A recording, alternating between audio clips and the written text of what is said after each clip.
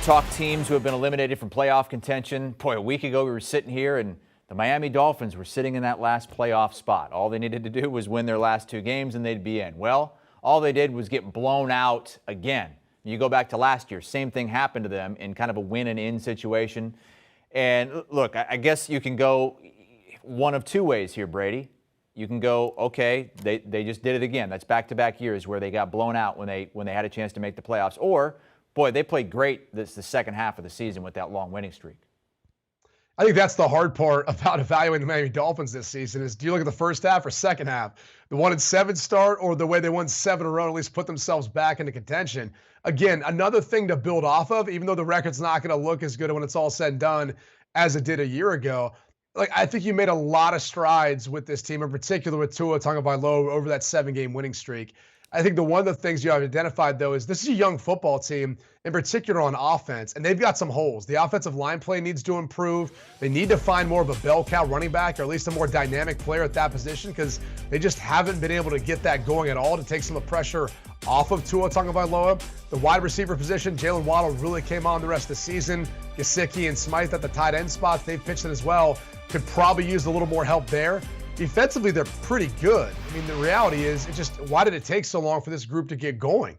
And maybe that's more of a question for Brian Flores, but this is another team that I think you could panic here. You could want to start to looking at upgrading, maybe at the quarterback position if you don't truly believe Tua's the guy. But the truth of the matter is, he's played with a couple different offensive systems over the past 2 years.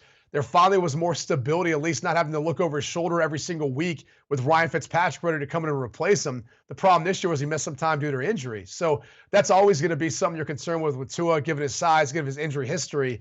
But it really starts there. Are you buying into Tua Tagovailoa for the future or not? Looking into this offseason as far as what they want to do to try to improve and try to make a postseason run at some point.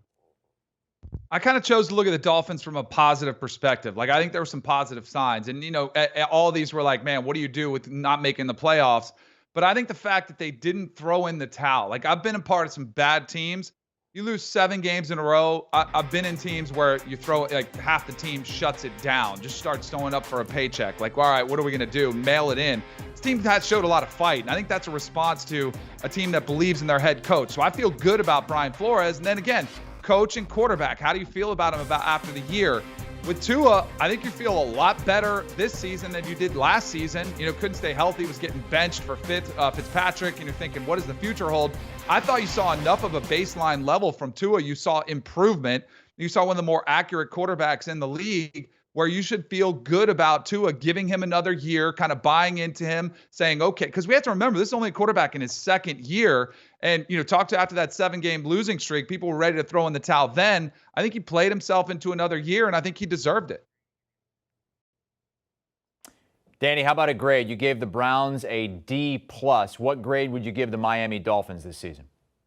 I gave him a C-, just barely above. I feel like there's a little bit more optimism around this team. And I know they were good last year and it was a setback this year. But again, to me, it comes down to the coach and the quarterback. How do you feel about those positions? And I feel good about Brian Flores. I feel good about Tua, much better than I did last year. The defense still, is one of the better defenses in the league. And I think there's some pieces you could put around Tua that could make this team a playoff team next year. Brady, what's the biggest offseason need for the Dolphins? To me, it starts with the offensive line and a running back. I mean, those are the two positions they need to improve upon. They have to find some sort of running game to help improve, and then improving the protection for Tua.